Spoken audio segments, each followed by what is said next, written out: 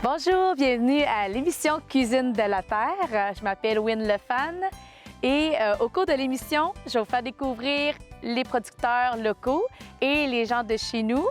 Et je les invite à cuisiner chez moi à la ferme et en faisant des accords mets, vins, bières et spiritueux du Québec. Alors, allons-y. Alors aujourd'hui, on s'en va à Saint-Joseph-de-Beauce pour rencontrer Michel Vachon, un des propriétaires des élevages Westmount Wagyu. Donc c'est ça, c'est des bœufs Wagyu, ça vient du Japon, c'est une qualité de bœuf exceptionnelle. Fait qu'il va nous expliquer un petit peu pourquoi il a décidé d'élever des bœufs japonais en Beauce.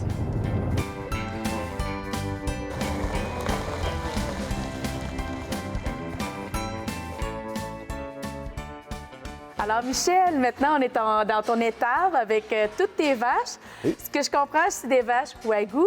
En fait, une race qui vient du Japon. Oui, c'est en plein Peux-tu ça. m'expliquer un petit peu c'est quoi ton histoire pour élever ces vaches-là à Saint-Joseph-de-Beauce? Bien, dans le fond, ça vient de... C'est plus une passion pour les animaux, la nature. Puis, je suis quelqu'un qui aime la viande beaucoup. Puis, j'avais entendu parler de cette race-là. Puis, moi, j'avais acheté la ferme ici, là, parce qu'à la base, c'est pas mon métier du tout, là. Non, c'était reconverti. Oui, c'est ça. C'est comme une deuxième carrière que j'ai faite. OK. Puis, c'est ça. Puis, le monsieur de qui j'ai acheté, il m'avait dit...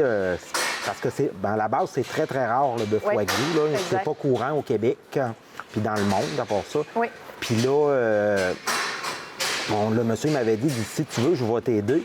Puis je vais te montrer à faire des embryons pour pouvoir te constituer un troupeau. Fait qu'on avait besoin d'une vache au départ. OK.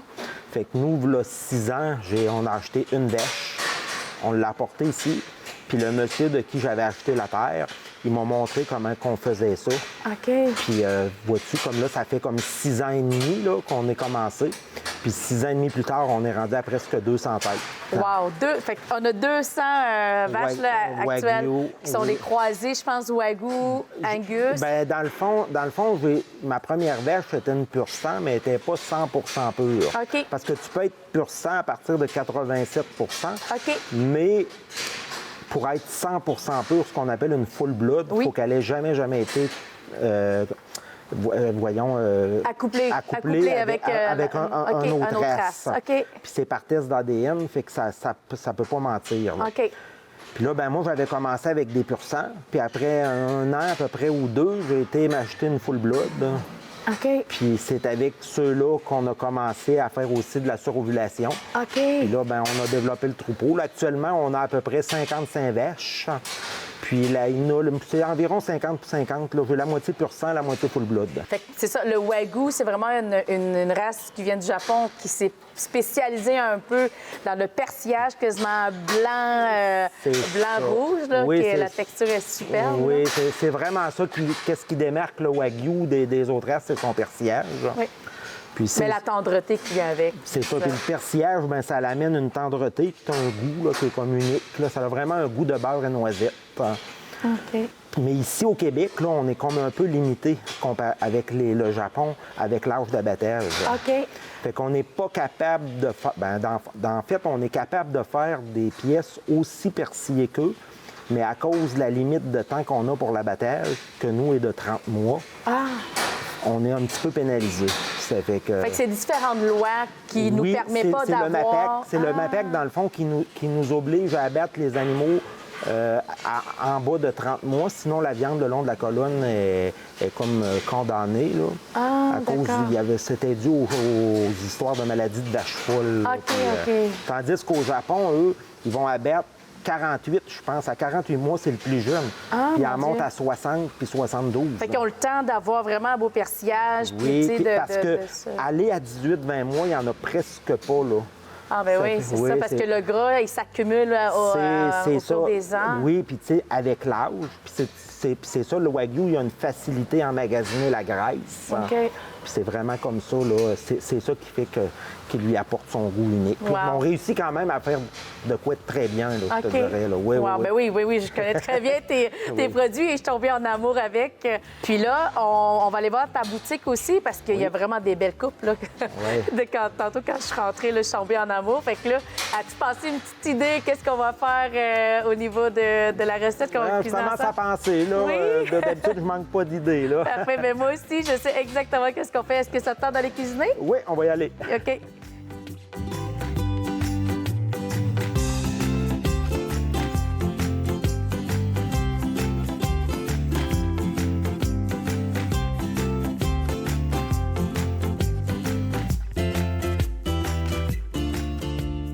Merci Michel de venir cuisiner dans ma cuisine. Et je vois que tu m'as apporté des beaux morceaux de viande. Peux-tu nous expliquer un petit peu c'est quoi les morceaux que tu as apportés puis qu'est-ce que tu vas nous concocter aujourd'hui? Bon, dans le fond, moi, aujourd'hui, là, j'ai décidé d'apporter un peu comme les deux opposés des deux questions que je vais poser aux gens quand ils viennent chez nous à la boutique OK. pour s'acheter de la viande. La question que je leur pose toujours à savoir, c'est est-ce qu'ils préfèrent le goût ou la tendreté à la viande? Ah, la texture, dans le fond. Oui, Wow. ça fait que dans le fond, là, si on regarde ici, là, on a vraiment les deux opposés. On a le filet mignon, Wow. OK. qui est la pièce la plus tendre du bœuf, mais aussi qui est la moins goûteuse. OK. Puis là, moi, j'ai amené, ça fait partie un peu de la famille des bavettes, le steak Denver, OK.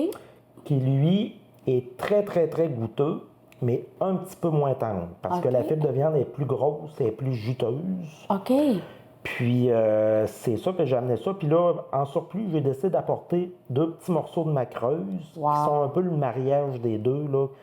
Fait que c'est un entre-deux, mettons. Oui, l'entre-deux, c'est la pièce qui va jumeler la tendreté et le goût. Puis dis-moi, Michel, c'est hallucinant, c'est beau comment que le persillage, là, c'est le Wagyu qui est comme ça, hein, parce que moi, j'adore le Wagyu, mais tu peux-tu expliquer pourquoi que c'est un persillage spécial comme ça pour le Wagyu? Bien, dans le fond, là, c'est au niveau génétique. OK. L'animal est vraiment prédestiné à... Il y a une facilité à emmagasiner le gras. Wow. Puis c'est la race de bœuf au monde qui a le plus de facilité à faire. Dans le fond, le gras, c'est du persillage. Oui, c'est ça, fait qu'il emmagasine qui emmagasine au dans la viande. intramusculaire. Puis c'est ça, là. Puis c'est ça que ça donne, là, Wow. qui est quand même intéressant, vraiment. Puis ce que je vois, tes ingrédients sont pas beaucoup. Ça veut dire que la viande, elle est tellement bonne que tu n'as pas besoin d'assaisonnement ou tu n'as pas besoin de l'assaisonner ou quoi que ce soit parce que c'est, comme tu dis, la tendreté, mais aussi le goût est là. Le Wagyu, là, quand on le mange, ce qu'on veut, c'est goûter le goût.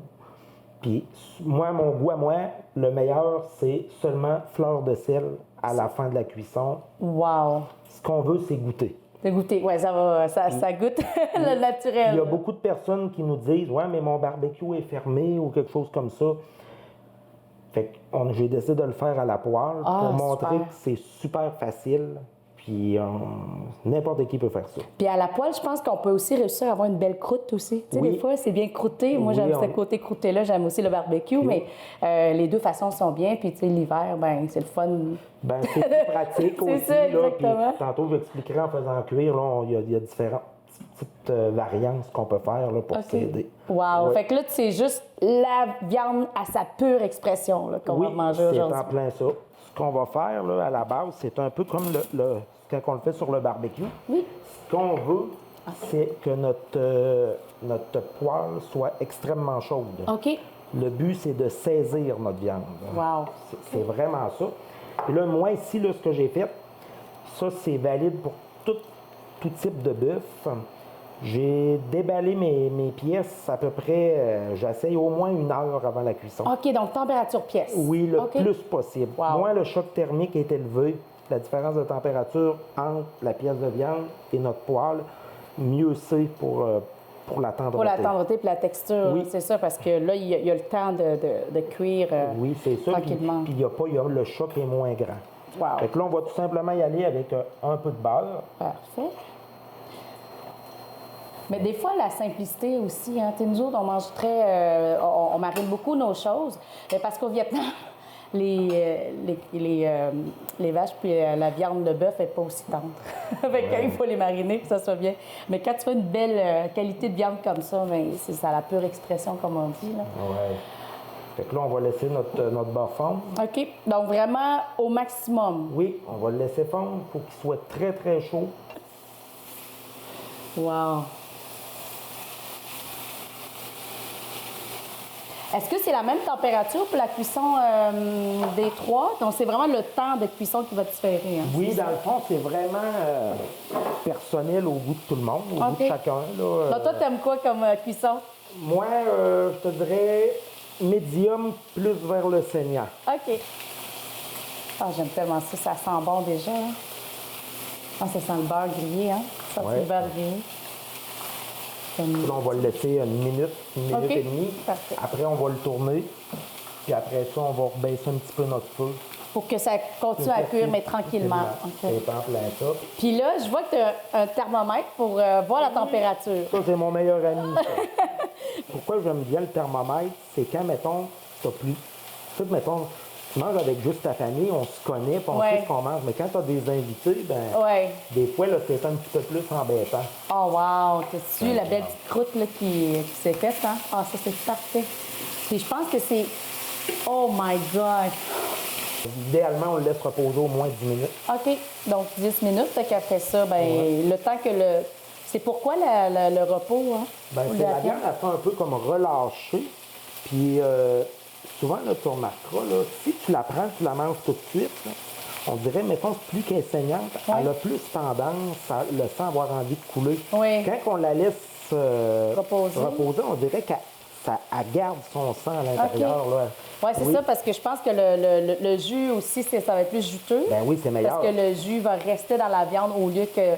Parce que si on ne le fait pas reposer puis on le coupe, mais le jus, il sort tout de suite de la pièce. Je ne sais pas si tu as remarqué, là, je ne pèse pas dessus. Non, il ne faut jamais faire ça. Hein? Jamais faire ça. C'est la patience. Oui, moi, le mot morceau de même, là.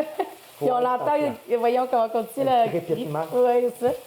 Parce que si on l'écrase la viande, encore une fois, tout le jus va sortir, puis ça va être plus sec. C'est ça. Si on avait fait des burgers de Wagyu, ça aurait été la même affaire. C'est super important. Jamais peser sur les boulettes. OK. Parce qu'on veut garder le jus et la saveur dans notre boulet. Explique-moi pourquoi qu'on saisit la viande. Quand on saisit la viande, on se trouve un peu comme on fait fermer les pores. Un peu comme si on fermait les pores de peau. OK. Pour emprisonner un peu le jus à l'intérieur. OK. Pour pas qu'il sorte. C'est vraiment ça, là, pour qu'après, ça fasse comme mijoter avec son... À l'intérieur, parce que ça cuit à l'intérieur au lieu que ça sort à l'extérieur. Wow. C'est en plein ça. On peut jeter un petit coup d'œil, voir quelle température qu'on a dans... Et toi, mettons, ta température idéale, ça serait quoi? Bon, mettons, le moins, là, je te dirais, là, je suis en Fahrenheit. Je le monte. Ah, wow, c'est parfait, ça? Oh! Là, il va être un petit peu, là, c'est parfait. On va y aller, là.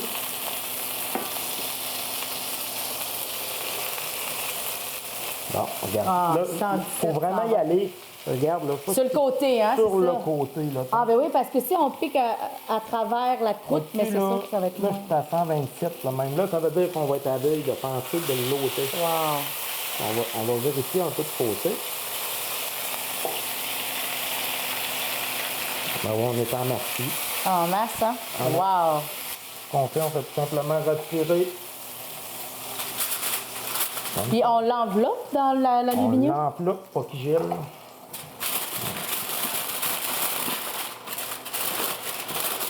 Là, encore une fois, on emprisonne la chaleur, puis on laisse aussi le jus à l'intérieur. Oui, pour garder notre jus à l'intérieur.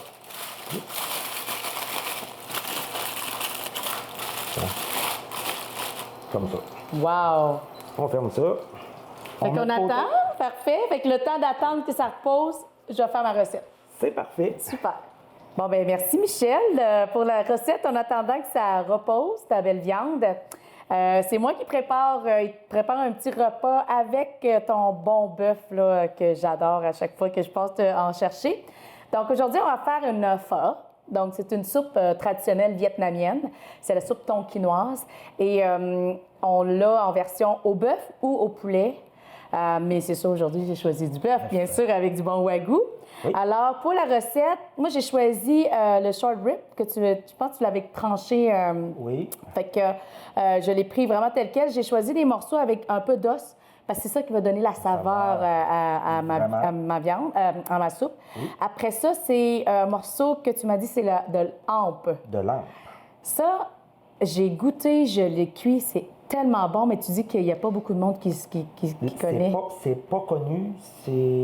Dans le temps, il y a été un moment donné, il appelait ça la pièce du boucher. Ah. Parce que le boucher gardait toujours ça pour lui. Ah, bien, tu vois, il garde le meilleur pour lui, hein, c'est ça. Donc, de l'ampe et la queue. Et encore une fois, c'est des pièces que vous, les Québécois, vous ne mangez pas beaucoup, mais qu'au Vietnam, on adore parce que la queue, c'est un os. Puis autour, tu as la viande. Donc, la viande est quand même très savoureuse parce qu'il y a un os au milieu. Oui, j'en doute pas. Puis c'est vraiment bon. Là. Puis c'est le seul os que tu es capable d'avoir comme aussi viandé que ça. Oui, exactement. Puis ça, c'est une recette de soupe qu'on fait mijoter des heures et des heures. Donc, la viande est extrêmement tendre. Déjà qu'elle est tendre, c'est du wagyu, là. Oui. Et aussi, j'ai utilisé pour ma soupe aujourd'hui un morceau de... Tu m'as dit que ça s'appelle le marteau de Thor. Oui. Là, j'ai acheté un plus petit morceau parce que celui-là, il est vraiment gros. Oui. Je pense que lui, il en a pour à peu près 6, 7, 8 personnes, là. Oui. Il y a pas mal de viande. Mettons 4 gros mangeurs. Là. Ah, bien, c'est ça. J'ai dit 8 asiatiques, puis... et 4 Québécois, c'est ça, exactement. Parce que nous, on ne mange pas beaucoup de viande, là. Oui. Mais c'est pour dire que c'est un gros morceau. Oui. Explique-moi, c'est quoi le morceau que tu as fait? Dans le fond, le marteau de Thor, là, ça, c'est une nouvelle coupe qui est apparue cette année. Ça se trouve être le jarret de bœuf. OK. C'est plus connu quand on fait en pièces pour de l'ossobuco. OK, donc c'est ça. Donc si tu le tranches, ça serait des ossobuco. Oui. Mais c'est sûr qu'avec la présentation comme ça, là, tu vois, c'est vraiment un marteau là, comme présentation. Ça, on le fait cuire comme ça. Oui. Je pense que tu en avais fait un dans ton barbecue. Oui, exactement, c'est ça. Puis le fait, il y a plusieurs façons de le faire. Oui. Là. Mais ça fait vraiment un effiloché, mais comme de luxe, on peut dire. Oui. On voyait là, tes enfants, ils mangeaient ça avec c'est ça. Oui. Puis là, je l'ai fait mijoter. On va le faire mijoter, pour vraiment là, que ça soit le plus tendre possible. Là, mais en soupe. Donc ça, c'est ma partie viande. Et bien sûr, le morceau de wagyu que je t'ai volé. Et ça, on va le servir cru. Je vais le trancher mince. Oui. On va le servir sur la soupe, mais ça va être le bouillon qui bouille, vraiment bouillant, qui va le cuire. Parfait. Donc ça, c'est comme un tataki, là, mais en mince. Donc on va goûter, comme encore une fois, à la pleine saveur. Et ça, c'est pour la garniture. Ça, c'est pour notre soupe. Et pour la garniture, on a la coriandre fraîche. J'adore cuisiner avec la coriandre. L'échalote verte. J'ai la cannelle, l'anis étoilé. Donc ça, c'est vraiment des ingrédients qu'on utilise pas mal tous les jours, mais que c'est pas habituel à votre cuisine à vous autres. Non. Gingembre frais, donc encore une fois, j'adore. Un oignon blanc et un oignon de couleur, parce que celle-là, ça va être vraiment pour garnir à la fin. Fait que j'aime ça quand il y a une belle petite couleur pour ça. Oui. Et c'est vrai, j'ai oublié, on a aussi le clou de girofle. Il y a plusieurs versions, je te dirais, mais ça, c'est la base. Fait qu'il y a des gens qui rajoutent du cardamone, il y a plusieurs variétés d'épices qu'on peut rajouter, mais je te dirais, ça, c'est la base de ce qu'on utilise pas mal. Okay. Et les fèves germées pour la garniture. Et ça, c'est le vermicelle qu'on va utiliser, qu'on va bouillir, on va cuire. Je vais vous montrer comment cuire ça. Et moi, j'utilise la version plus plate et large. Oui. Tu sais, comme les pâtes asiatiques. Les nouilles asiatiques, c'est comme les nouilles italiennes. Donc, tu as des spaghettini, tu as des linguini, tu as des fettuccini. Bien, nous, c'est la même chose. On a plusieurs largeurs, plusieurs grosseurs, puis de plusieurs façons aussi, mais à base de riz. Donc, c'est vraiment du vermicelle à base de riz. Okay. Et pour l'assaisonnement de mon bouillon, bien, c'est toujours ma base que je fais toujours. Sucre, sel, MSG et poivre.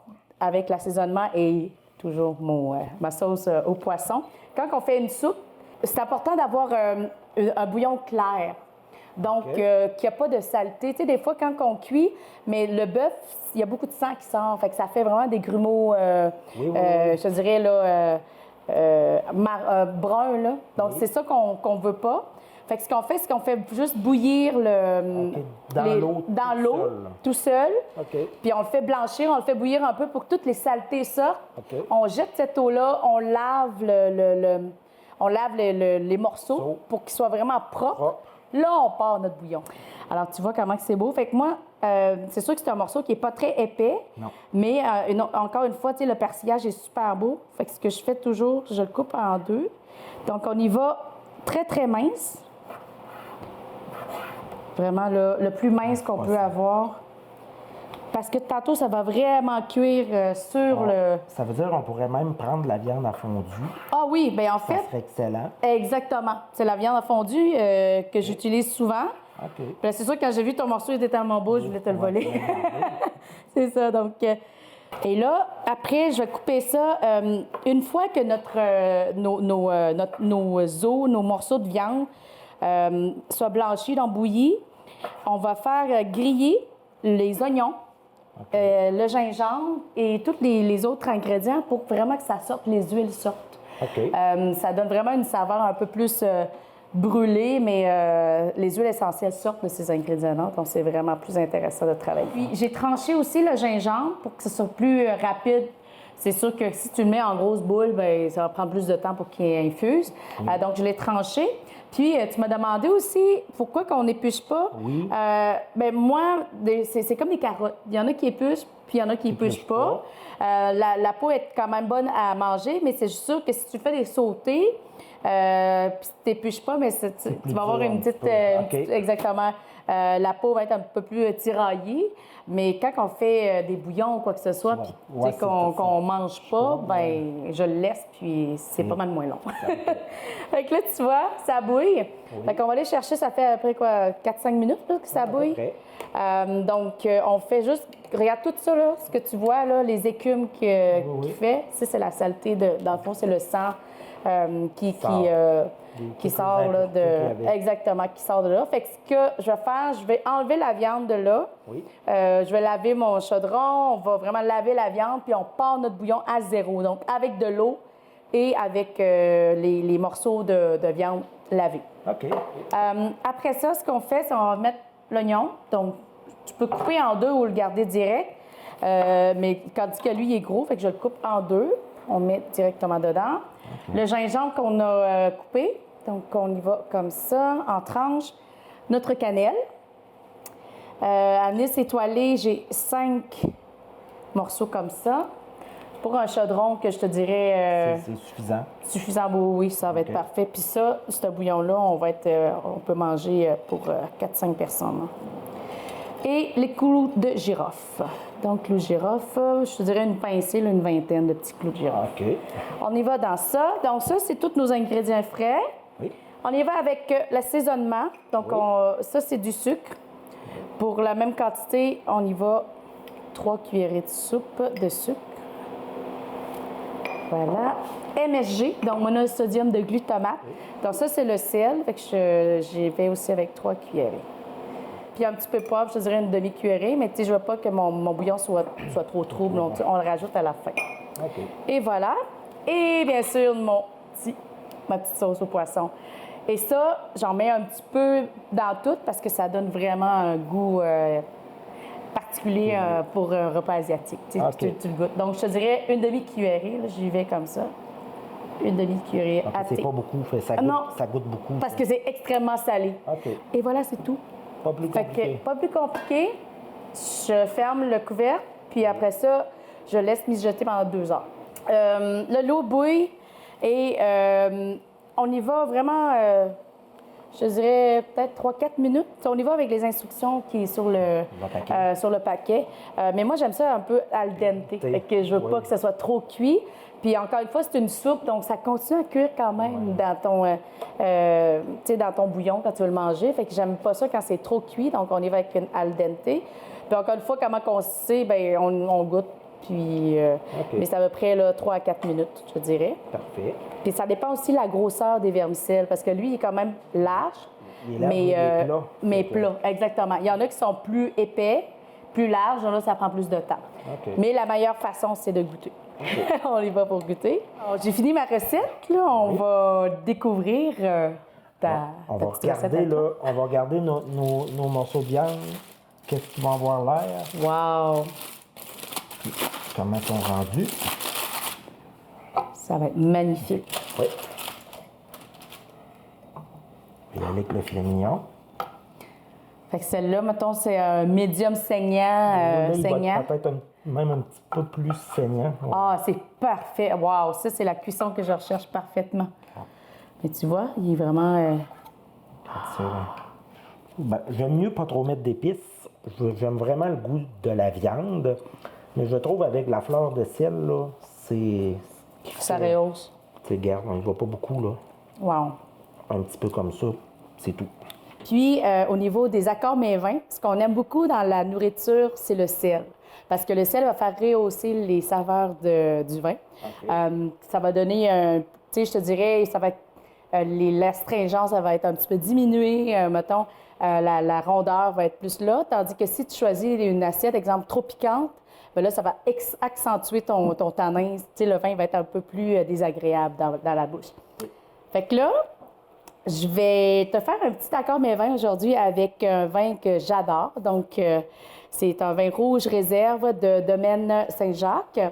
Yvan Quirion, le propriétaire, il travaille beaucoup en bio. Donc, beaucoup de ses vignes sont bien cultivées. La façon qu'il fait aussi ses vins sont bio, donc accrédités. Donc, la bouteille qu'on a aujourd'hui est composée de Lucy Coleman et Maréchal Foch. Donc, c'est 2 cépages hybrides. Au niveau du vin, on a le vin, on a des cépages qui viennent de la famille vinifera, Vitis vinifera, donc le chardonnay, pinot noir, sauvignon blanc. Mais on a aussi des hybrides pour vraiment ici notre climat. Donc, ça s'adapte mieux au climat. Okay. Et avec ce rouge-là, j'ai pensé que ce vin-là, avec une belle texture, le tanin est très bien balancé. Je l'ai goûté là, récemment, puis je suis tombée en amour avec. Une belle rondeur aussi, puis tu vas voir une belle texture au niveau des saveurs des raisins. Quand on va goûter à ça, on va goûter vraiment des fruits rouges, mûrs, des épices, donc il va vraiment bien aussi avec ma petite soupe qu'on va servir. Alors, voilà. Il y a une belle fraîcheur aussi, une belle acidité. Puis le vin rouge, il ne faut pas le servir trop chaud. Il faut que ça soit vraiment bien... Il faut que ça soit bien, pas froid non plus, mais température un peu plus que température pièce, un peu plus froid que température pièce. Mais pour faire notre soupe, oui. On a le vermicelle qui est cuit. Oui. Tu peux le manger en soupe repas ou en soupe en entrée. Après ça, on met un petit peu de fèves germées et un peu de coriandre et échalote. Là, on va mettre notre viande comme on a coupé à mince tantôt. Oui. Et on va le servir avec... On le met sur le côté ici. Fait que juste pour goûter à notre viande. Et le bouillon, ça fait 2-3 heures qu'il cuit. Bon. Bon 2-3 heures. On verse directement le bouillon sur les viandes pour que ça soit vraiment meilleur. Voilà. Puis, on fait le service. Tu vois comment c'est vraiment tendre? Ça se défait tout ça. Donc, on y va comme ça. Et on rajoute un peu de sauce hoisin et un peu de sriracha. Un peu de poivre et on est prêt. Le but, c'est vraiment de tout mélanger pour que ce soit les saveurs soient toutes mélangées. Oh, c'est bon. Magnifique. Merci beaucoup, Michel, d'être venu cuisiner avec moi. J'adore tes produits, puis très, très contente d'avoir goûté à tout ça. Ça m'a fait plaisir. Merci.